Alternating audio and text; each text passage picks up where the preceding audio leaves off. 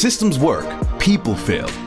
This is the Advisor Mentorship Podcast, proven systems and processes for the 21st century advisor with Jeremy Jhouser. In today's crowded marketplace, advisors must find a way to differentiate themselves from the competition. Learn how to elevate your game and accomplish incredible feats as Jeremy teaches you proven systems and processes to successfully build a 21st century advisory practice and discover how developing a work-life balance is not only possible, but achievable. Welcome to the Advisor Mentorship Podcast. This is the first episode of Jeremy Jhouser's show. I'm Patrice Sikora, and I really enjoy the inaugural episode because we learned so much. In this case, we get to learn about Jeremy from Jeremy. Jeremy, we're going to start from the top. Where are you located and what is your specialty? Hey, Patrice. So I am located out of Houston, Texas. A company of ours, InsurMark, is who I've been working with for the last 10 years. And really what we specialize in is helping advisors, financial professionals across the country brand themselves and market themselves in their area to attract new prospects and furthermore, end up converting those prospects into clients. So that's what our organization does. And also we help them out with consumer behavior on the retirement side of things. Okay. Who's your ideal client? What kind of advisor do you really like working with? So we really specialize with the independent advisors. So most people probably listening to this show are very familiar with the Edward Jones advisors or maybe even Fisher Investments. So what we really focus on are more of the individuals out there that don't have all that capital behind them of marketing. So the mom and pop shop down the road, John Smith's agency, insurance agency, or certain registered investment advisors and registered reps. So really more of the local level type of individuals. And what kind of education do you do? So education-wise, for the consumer, especially it's all about giving back to the consumers to help brand our advisors in a educational platform. So as we continue to help our advisors brand themselves in that local area, we really focus on retirement planning, how to protect their assets in retirement, also tax efficient ways to make sure that you retire and really specializing in not outliving your money through those very tough years of retirement. So you're not having to pick up that second or third job at 82, which nobody really wants to do that. So you want fries with that? Exactly. Yeah. So we try to help our advisors educate their consumers so they can make sure they don't run out of money in retirement. And most importantly, we really just like to help those individuals feel safe and comfortable with who they're working with. Who's on your team? Who's working with you? My team is over the last 10 years. It's definitely, it's kind of like a football team. You got the quarterback who always gets the notoriety. So the people are looking at you, but definitely I have a handful of individuals. My right woman, Felicia Turner, she does all the dirty work for my advisors when it comes to calling insurance carriers, following up on my advisor's business, helping keep my advisors in line when it comes to processing business, and also just the ongoing keeping me on track, making sure that I am constantly in front of my advisors and helping their business run smoother. I also have another side of my business, which is with Dave Ray in the life insurance department. So really for me, I'm kind of more of the practice betterment for my advisors. I really focus on helping them with the practice management, and we specialize in annuities. But on the life side, I'm only one person. So Dave Ray really helps the team on that with helping with case design and follow-up. Those are my main two people amongst the organization, but there's many people underneath them that could be 30 minutes to go through each and every one of them. So. Well, that's good though, that you know them that well. That's great. Now you did mention keeping people in line and making them accountable, that kind of stuff that your right-hand woman does for you.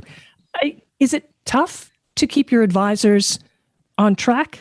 It varies because a lot of the producers and advisors that I work with are entrepreneurs, obviously. So they have to, in order to be successful, they really have to have their own mindset and they have to have their own goals. But really where I come in with their practice is just, if you just imagine bowling. So if an advisor's out there and he's bowling, my main goal is just being the bumpers. I'm just trying to keep them in their lane, trying to make sure that those advisors are just sticking to what makes them successful, keep them in front of prospects, and most importantly, helping that individual consumer retire, not really worrying about having to spend majority of their day looking for ways to get in front of new prospects. That's what our firm does. We help with ways to market, way to expand on their brand, but it does take that entrepreneurial mindset of the advisors we work with because we don't work with everybody. So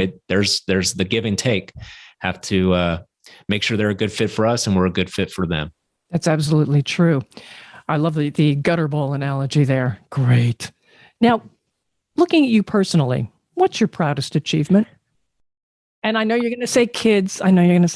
You can, but add something else too, okay? So I was actually going to go a different route. My proudest achievement, well, not to say anything bad about my kid. I mean, I have a 2-year-old, but I think in all honesty, my proudest achievement was probably marrying my wife a little over 4 years ago. The reason why I say that's my proudest achievement is because I'm all about results and I can definitely see myself evolving as a man, which is most importantly over the last 4 years. But without her, there is no kid. There's no real drive to go out and buy a home, to now just certain things around the community, the things that 5-10 years ago that I never would have seen myself doing. Now I genuinely enjoy it. And that's what really over time life has been able to bring to me. So it would not have happened without my wife, Christina, which has been a blessing for me. And the achievement is, although I'm in sales, I continue to tell advisors that's my best sale yet. So She makes me look better than what you see and get from me. That's for sure. Wow, you better have her listen to this. She would. We'll see. That is the first time someone has answered that question with that sort of answer, and it's wonderful. It's wonderful to hear. So the proudest achievement. Well, tell us about your 2-year-old. 2-year-old. So Patrick. I mean, as a first child, hopefully we have many in the near future. Got my first son back in July of 2019. Last year was a little challenging with everything that was going on. So as many understand, it's pretty tough to raise not only a child, but most importantly, going through all the restrictions of COVID, not being able to do certain things, get him involved with activities with all these restrictions, limitations. So you have to really start to think outside of the box to make sure that he's getting to enjoy and progress as a infant. So that was a little challenging last year, but it's definitely a motivating factor for me. And I'm always half empty, half full. So also with 2020, the way things shook out, I did get to work at home a lot last year. So I really feel like the bond we've grown over the year, 2 years now, is definitely strengthened than dad going to work for 8 hours, 9 hours, comes home, especially those that have infants. Y'all remember the witching hour. So I would go work out. I'd go to work. I'd come home, and then 6:30, 6 o'clock or so to 7 is when dad comes in. And that was the worst time. So boy, were those 4 to 5 weeks. I can remember them like they're yesterday, but yeah, very, very proud of my son, and yeah, loving the father life. Awesome. So when you're not working, what do you do for fun? That's a good question, because more so around family. So we definitely, over the course of the last 2 years, we go on walks. I mean, nothing too crazy. We joined a recent club. So we like to go up there, float the river, or they have a little mini pool. So we'll go out there, interact with individuals. I love the golf, very active. I love to be outside. my son as well. So me and him will just sit on the back patio sometimes and just play. A lot of my spare time too, although it's not work related, it's really just thinking and being mindful of what my consumers, which is financial advisors, or my clients, of advisors, what would help them this week. So even though I'm not working, I'm always thinking outside the box to bring creative ideas to them. And it's really a good blend because I got a good partner with Christina who actually helps me along the way there to allow me to be myself. Thinking and sitting and coming up with ideas. Is there some mantra or motto, something you say to yourself to keep yourself on track and keep yourself focused? I would say I'd separate them. So one of the mantras for probably at work would be take care of the little things and the big things will take care of themselves. And what I mean by that is I got that from my college baseball head coach back when I was 20 years old. So if you remember back when you were in 20, I mean, you don't really have, Forget it, Hunter. you don't really have too many things that really stick out to you. But I would say that saying always did, and it seemed that results ended up driving off of just the little things. So for instance, in order for your yearly goal of whatever it may be at your job or in life, if you take care of the day, so if you just take care of what you need to, and you don't rely on everybody else out there, if you look internally within yourself and you take care of what you need to do, it seems things just work out for you. And that's something that I've really always kind of lived by here over the last 12, 13 years. And on the personal side, a little different, I would probably say in a world full of betas, be an alpha. Because unfortunately, I am a millennial. So it might be on contrary of what a lot of people believe a millennial is nowadays. So this might shock you, Patrice, but I own a home. I do have a child. And so I am married, little things like that, but you're not in your parents' basement. Not in my parents' basement. And really that's really what I want to do is be a good father, a good role model, and really just be a better person, and just hopefully not having to talk about it. The irony is I'm talking about it right now, but not having to talk about it with people and just kind of lead by example. That's really, you got to look within yourself. So that's a separate way of just a personal, and they kind of commingle, but. Yeah, definitely. Leading by example, setting the pace, they do mesh so very well. So Jeremy, if you had all the money in the world, what would you do? So there'd be a couple things that I would do. One of them would be definitely giving back. I am a full-on believer of karma and giving, and things come back to you in tenfold. So there's a couple of organizations that I would definitely love to give to more than I already currently do. The Tim Tebow Foundation about human trafficking, Tunnels for Tower. There's also Folds of Honor. So those are three that I personally have invested in, or given back to. And the thing though, for me, outside of that on a personal level, also, I would say a capital investor. So if you've ever seen the movie or the show Shark Tank with Kevin O'Leary, Mark Cuban, I love investing in people and that mind. You get to meet so many incredible people on platforms like that. And if you have all the money in the world and just a little bit here and there can help give some dollars to Joe Smith. I think I've used him a couple times on this podcast, but to Joe Smith down the road, and all of a sudden that's the gasoline on the fire to really make him excel. And sure, you make money off of that, but in the actual attachment is seeing Joe go hire people. Joe gets to not only enjoy his life more, but watching the people around him be a better person, create a great environment, and just knowing that you're a part of something like that. That's what it always fascinates me, because Shark Tank makes you really see the business side of things, but it's really about the underlining of seeing how people can actually benefit from what they're really doing out there in the community and the consumer too. Where did that idea, that drive first come from? Probably 5-6 years ago.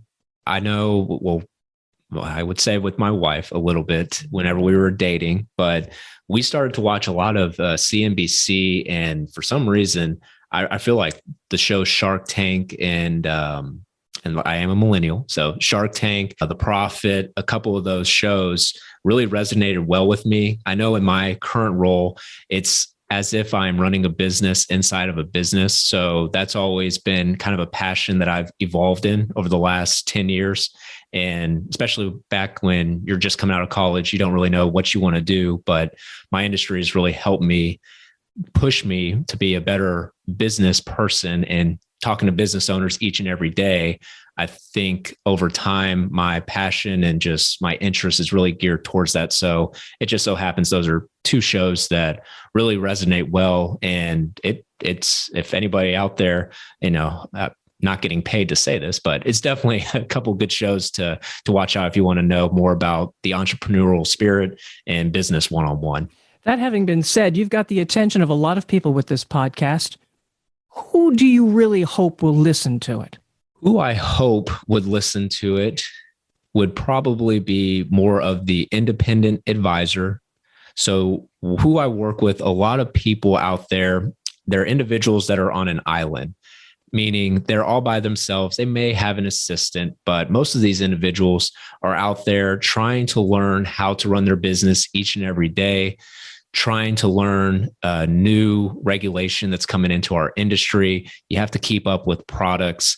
You got to learn how to stay in front of technology, to stay in front of your current clients, your new prospects. So the independent advisor, what I'm trying to do with this podcast is more for providing them best practices amongst the advisors that I've affiliated with over the last 10 years.